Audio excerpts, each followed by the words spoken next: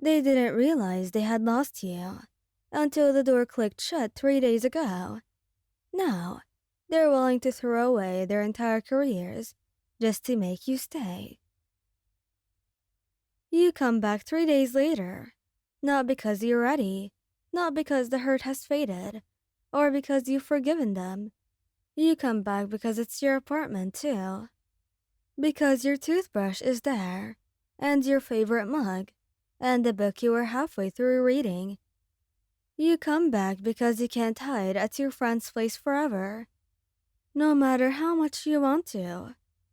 The apartment is quiet when you unlock the door. It's late afternoon, the kind of gray winter day that makes everything feel muted.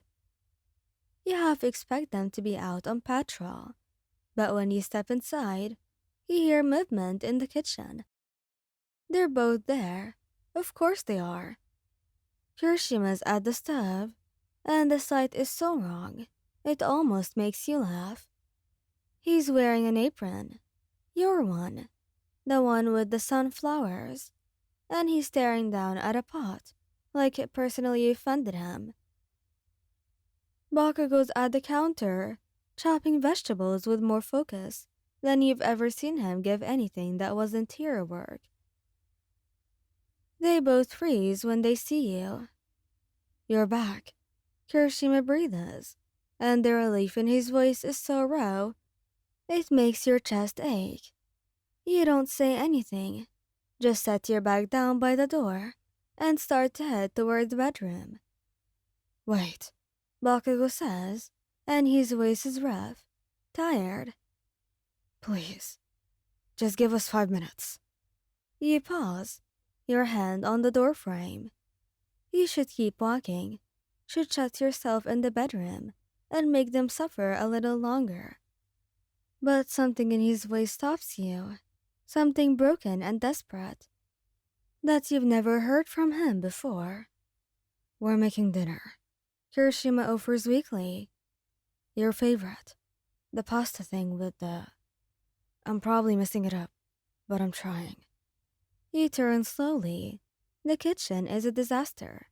There's flour on the counter, sauce splattered on the stove, a cookbook propped open, with what looks like a coffee mug holding down the pages.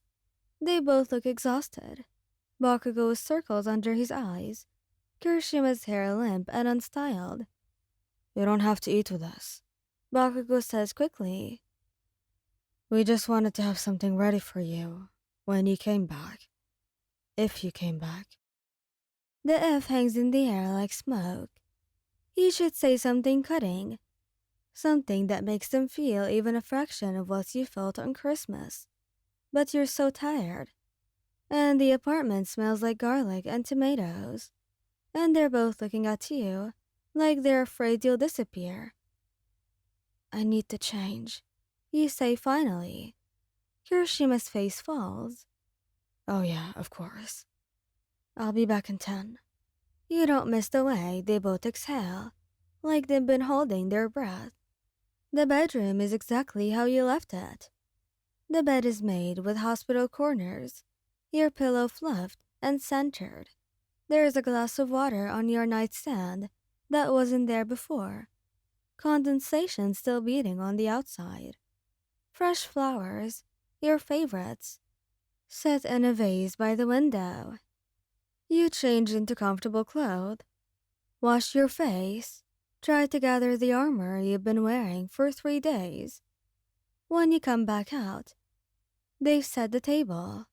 3 plates, 3 glasses, no candles this time, like they're afraid of the reminder. It's ready, Kirishima says, if you want. Or I can put yours in the fridge, if you'd rather eat it later, or... No, it's okay, I'll eat. The relief on both their faces is almost painful to look at. You sit in your usual spot, the middle chair. They sit on either side of you, close, but not touching, like they're afraid to reach for you. The pasta is slightly overcooked, and the sauce is a little watery. Nothing like when you make it, but they tried. They really did. Nobody speaks for a long moment. The silence is different from the kitchen 3 days ago. Less empty, more fragile, like glass about to break. I quit. Bakugo says suddenly. You look up. What? I quit the agency's after parties, the networking events, all that bullshit. His jaw is tight, his hands clenched around his fork. Told them I'm done. They don't like it. They can shove their rankings up their ass. Katsuki, don't speak like that. I don't care. Bakugo cuts him off. I don't care about what any of it means. His voice cracks.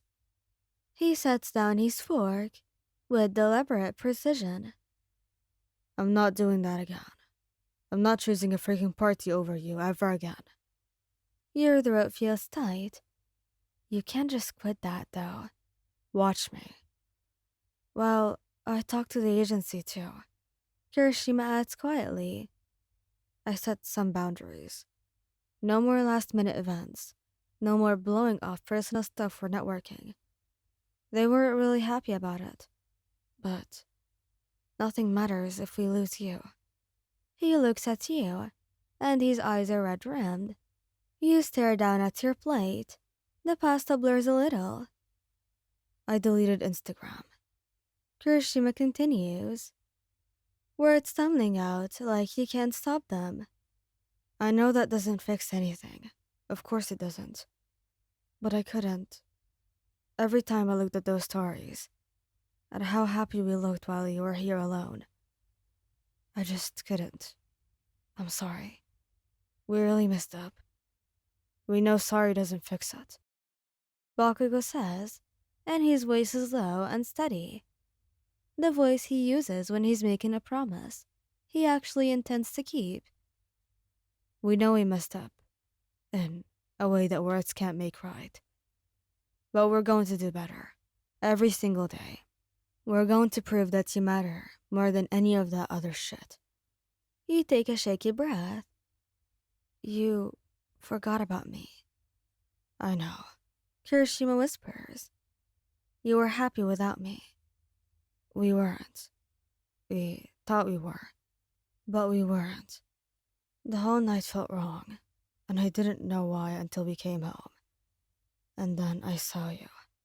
You're the only thing that makes us whole. Without you, we're just going through the motions. A tear slides down your cheek, and then another. I spent hours making that dinner. I wanted everything to be perfect, because we never got time together anymore. And you just left. Like it didn't matter. Like I didn't matter. No, Wayan, you matter. You really do. Kirishima says. Then why was it so easy to forget? The question hangs there, brutal and honest. Because we're idiots.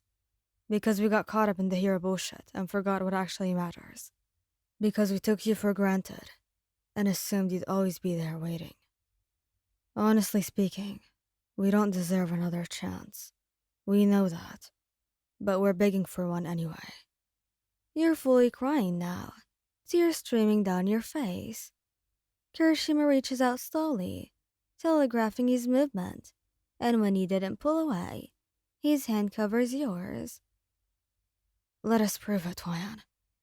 Let us show you that we learned, that we'll never do that again. Please give us a chance to be better. You look at them both. Bakugo with his jaw tight and his eyes desperate. Kirishima with tears on his face and hope dying in his expression. They look wrecked. They look sorry. They look like they finally understand what they almost lost. One chance. You whisper, you get one more chance. And if you ever make me feel like that again, we won't. Never again. We'll spend the rest of our lives making it up to you, Wayan. Kirishima promises. You nod slowly. And that's all the permission they need. Kirishima pulls you into his arms, and Bakugo wraps around you, and you let yourself break down between them. The pasta gets cold on the table. The sun sets outside the windows, and slowly, you start to believe that maybe they mean it this time. Maybe you can find your way back to each other. It won't be easy, but when Bakugo pulls away to wipe your tears, and when Kirishima presses a kiss to your forehead, you think maybe it's worth trying. I love you. You say because they need to hear it, because you need to say it. We do too. They say so freaking much. And for the first time in 3 days, the apartment feels like home again. Thank you guys for listening. I hope you like this video. Please don't forget to subscribe, like, and share, and goodbye.